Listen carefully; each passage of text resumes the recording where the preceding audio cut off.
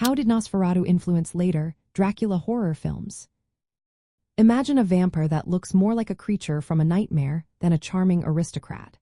That's what Nosferatu brought to the screen in 1922. Directed by F.W. Murnau, it was an unofficial adaptation of Bram Stoker's Dracula. Even though it changed character names and some plot points to dodge copyright issues, it set many visual and thematic standards for vampire movies. Its depiction of Count Orlok as a rat-like, skeletal figure with long fingers and pointed ears was a huge departure from the suave, charismatic Dracula in the novel. This monstrous look made vampires seem more terrifying and less romantic, a tone that many films would adopt later. Nosferatu also introduced the idea that sunlight is deadly to vampires. Before this, in Bram Stoker's story, sunlight only weakened Dracula. But in the film, sunlight kills Count Orlok, adding a new danger for vampires. This concept became a staple in many future vampire stories, making the threat of daylight a key part of vampire lore. The film's use of shadows, light, and eerie settings created a haunting mood.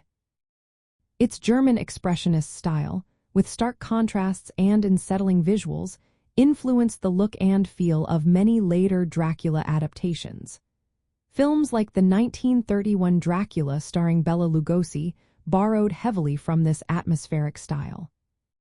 Despite attempts to ban or destroy the film legally, Nosferatu survived and proved that vampire stories could be both popular and profitable. This encouraged studios like Universal and Hammer to produce their own Dracula movies. Bela Lugosi and Christopher Lee, among others, built on the visual and thematic groundwork laid by Nosferatu.